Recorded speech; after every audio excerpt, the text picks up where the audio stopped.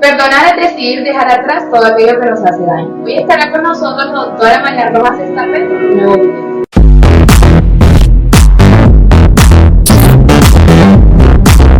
La empatía es la capacidad de ponerse en el lugar de la otra persona. Es ser capaz de entenderla, de tratar de comprender qué le pasa por su mente, por qué se comporta de esta manera. Es decir, antes de juzgar su comportamiento, intento entender por qué lo está haciendo así.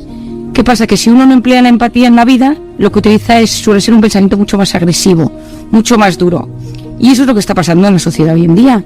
Es decir, antes de intentar entender a la gente, porque dice, hace, actúa o comenta algo, utilizamos nuestros juicios de valor y eso pues los atacamos, utilizamos la palabra para ello. Entonces, muchas veces la gente confunde empatía con otro concepto interesante que es el reconocimiento de emociones. Es decir, yo reconozco que tú te sientes triste, yo veo en ti la alegría, yo veo en ti el miedo, yo veo en ti el enfado. Es decir, hay personas que tienen esa capacidad de identificar rápidamente el estado emocional en el que se encuentra otra persona. Pero yo no me refiero a algo superior. La empatía es, veo y reconozco tu emoción, pero me pongo en tu lugar e intento quitarme mis zapatos, quitar mi sistema de creencias y entender qué te pasa. ¿Y cuándo demostramos empatía? Me ha gustado mucho lo de la empatía en los últimos tiempos porque el signo bioquímico de la empatía es la oxitocina. Esa oxitocina que sabes que tanto me gusta y que es el personaje principal de Las personas vitamina, pues esa oxitocina se activa cuando tú recibes empatía o eres empático con alguien. Y acordémonos, y que los oyentes por favor recuerden, cuando yo activo oxitocina bajo cortisol, y estamos intoxicados de cortisol. Cristina, y más estas navidades que estoy desolada de ver, mi vuelta a la consulta del 10 de enero, ha sido una semana tristísima. No he sido consciente hasta el día 10 lo mal que lo ha pasado la gente ante este bucle de antígenos positivo, confinamiento. Ah, sí, cuéntanos este panorama social que has detectado. Bueno, he visto mucha más gente que lo había pasado mucho peor estas navidades que las pasadas y me dejó sorprendidísima. El año pasado había mucho duelo, había habido mucho miedo, mucha gente había perdido seres queridos. Este año ha sido un hartazgo, una sensación de soledad y de caos. Mi sensación ha sido de un 50-60% de la gente con la que yo he hablado, que en el último minuto no pasó las navidades con unos ni con otros, ni la Nochebuena, ni el fin de año, que si Reyes, que si la víspera, que si el antígeno, que la tensión, si era de riesgo alguien, la valoración de una señora mayor, que yo quiero muchísimo, que tiene 85 años, que vino a verme cuando tenía 80 y se quedó viuda. Y una de las cosas que ella utilizaba para ilusionarse era que a partir del 1 de septiembre ella empieza a preparar la cena de Nochebuena. Tiene 5 hijos, con sus nueras, yernos, sus 16 nietos, y ella pone la mesa y va comprando un regalito, les escribe una carta personalizada a cada uno. Ay, qué bonito. Y a partir de la semana del 20 empezaron cada uno a llamarle para decirle que si el consuegro había dado positivo, que si el mejor amigo del hijo había dado positivo. Y todos los 5 hijos decidieron por precaución no ir a ver a su madre el 24. Y ella solo me lloraba. Pero María, si yo vivo por este día, si yo me paso todo el año pensando en el 24, ¿no? Y claro, es que son situaciones de muchísima complejidad emocional. Pues fíjate que hablaba yo, estaba cayendo en la cuenta a raíz de lo que estabas contando de una amiga mía de la Venta Rasquilla en Ávila, que tenía prevista una cena de Nochevieja con la comida subsiguiente para 24 personas y se quedaron en 6. O sea, incluso desde el punto de vista logístico, la cantidad de víveres de los que tuvo que hacer acopio y dejarlos de lado y no poderlos utilizar, o sea, los cambios han sido enormes. Y claro, hay gente que lo afronta con cierta liberalidad y que se toma las cosas con buen humor y no le da importancia, pero hay personas que se sienten muy lastradas por todo esto. El otro día unos buenos amigos míos que tienen una cadena de restaurantes me dijeron que les habían anulado 2.000 reservas y que ellos tenían acopio pues para muchísimas comidas de familia, de Navidad, y que esto pues hombre hace un destrozo económico. Pero yo creo que aparte del destrozo económico, que lógicamente es terrible, yo creo que lo dramático es que de repente ya no puedes ni gestionar tu día a día. Es decir, el caos que esto nos ha sometido, la sensación de incertidumbre y de tensión, porque cada uno ahora a día de hoy valora el COVID de una manera distinta. Ya no es si ha fallecido alguien o no, porque el Omicron ha pasado a ser otra cosa, sino es qué consideras tú que es persona de riesgo, que es síntoma grave, que es confinarse, y cada uno de nosotros tiene un sistema distinto de considerar. Por eso la tertulia que vais a hacer de chicos me parece interesante, los oyentes, porque yo que hablo con todo el mundo todos los días y pasa mucha gente por mi consulta y comenta, cada persona esto lo percibe de una forma distinta. Que si las vacunas están funcionando, si no están funcionando, si los niños se tienen que vacunar, si son de riesgo los padres, si soy de riesgo yo. Y hay gente que, yo siempre digo que todo el COVID a día de hoy depende de 3 factores. De tu capacidad de gestionar un síntoma físico, es decir, que te venga la tos y que sepas gestionar que tienes tos, o que ya entren todos tus fantasmas. La capacidad de gestionar el miedo a que tú puedas contagiar a alguien y que tú seas culpable. Y la presión social por la hiperestimulación de información, la sobreinformación a la que estamos expuestos todo el día, ¿no?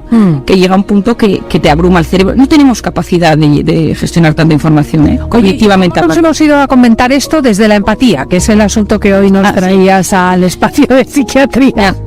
Bueno, y te sigo diciendo, Cristina, que la empatía, ¿para qué nos sirve la empatía? Es cuando sabemos escuchar y comprender los sentimientos de los demás y sabemos olvidarnos de nosotros mismos.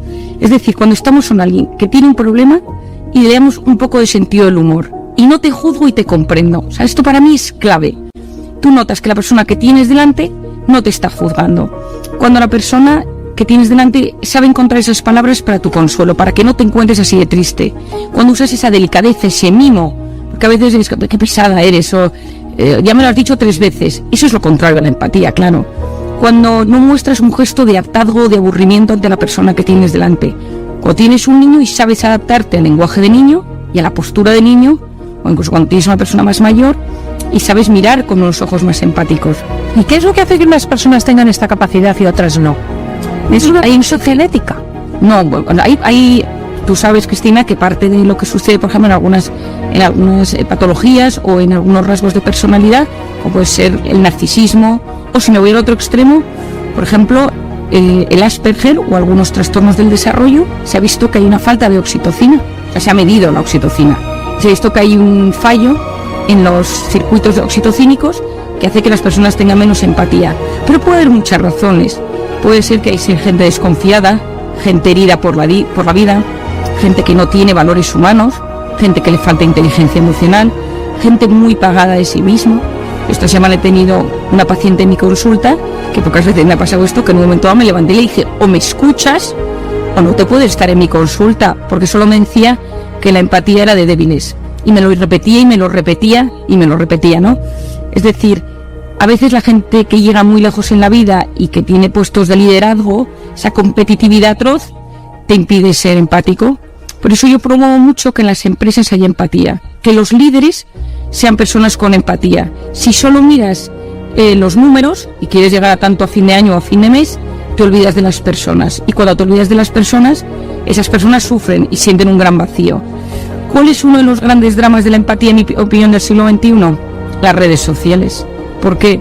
Porque las investigaciones hoy en día nos han hecho ver que cuando tú percibes las respuestas emocionales con alguien que tienes delante, tú, por ejemplo, ves que se estremece, que le tiembla la voz, que se emociona, que se le empañan los ojos. Eso genera empatía. Tú estás en internet y de repente alguien pone un comentario.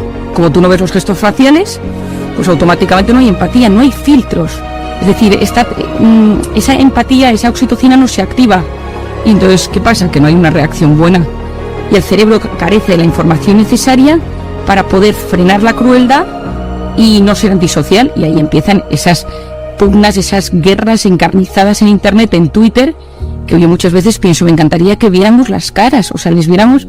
Porque a veces, no sé si te has dado cuenta, Cristina, la dureza. Sí. A mí me sorprende enormemente. Yo lo que percibo es un cambio generacional.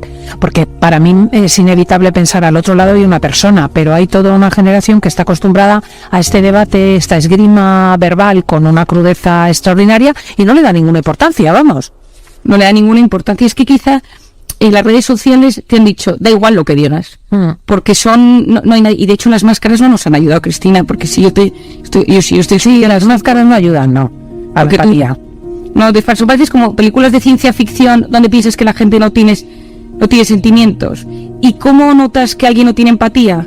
Pues esas personas que solo hablan de sí mismo, porque yo pienso, porque yo digo, personas que tienen un lenguaje muy duro, que insultan, que dicen palabrotas, gente que tiene muchos estereotipos o un sistema de creencias muy duro, gente que notas que te utiliza para lo que busca.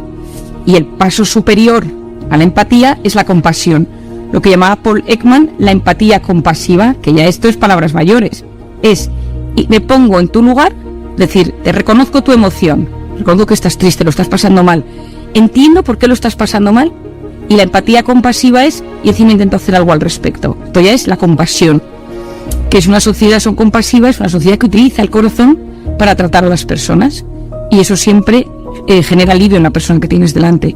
Y en un momento de muchísima dureza, porque hay que reconocer que hay una dureza brutal en la sociedad, está todo polarizado, hay mucha rabia, mucho odio. Si utilizáramos la compasión nos iría un poquito mejor. Al final, cuando tú encareces la empatía, ¿por qué lo haces? ¿Por qué subrayas a la persona que conviene ponerse en el lugar del otro? Bueno, porque sobre todo cuando tú eres una persona tú imagínate, Cristina, que vivimos en esta intoxicación de cortisol y tú estás en tensión máxima y estás preocupado por tu trabajo, por tu salud, por tus hijos, y llamas a una amiga y le dices, es que estoy preocupada porque el otro día estuve con mi madre y yo he dado positivo y tal, y la otra te dice, mira, no seas pesadita, que ya lo del COVID, ¿qué pasa? Que tú ese nivel de cortisol, en vez de bajar, sigue subiendo. Si tú llamas a alguien y te escucha y no te juzga y te presta atención y notas que para esa persona durante unos instantes eres lo más importante de su vida, automáticamente, es que esto es muy fuerte, Cristina, automáticamente baja el cortisol y empiezas a generar esa oxitocina que tiene grandes beneficios, pero uno de ellos es que potencia el sistema inmune. Entonces, claro, es que esto es brutal. En ese camino hacia la empatía empiezas con esa empatía emocional, es decir, soy capaz de entenderte, de activar mis neuronas espejo, que son las que se activan cuando veo los sentimientos de los demás, luego uso mi cabeza y luego intento buscar opciones para ayudarte, ¿no? Entonces, las personas empáticas tienen esa capacidad de hacerle la vida más feliz a los demás, y las personas no empáticas son el centro de su propia vida. Cuidado con el exceso de empatía, porque hay gente que de repente ve una noticia y está empatizando al máximo con el que está sufriendo y de repente no duerme por eso. Y entonces eso es gente extremadamente sensible, que pasamos de la empatía a la hipersensibilidad y el hipersentimentalismo. Y eso, en cambio, es la puerta a un agujero negro donde sufres por todo. Fíjate, o sea que... Si llegaste al final de este video, dale me gusta, comenta, comparte y recuerda siempre que en el fondo de cada persona hay tesoros escondidos que solo el amor revela.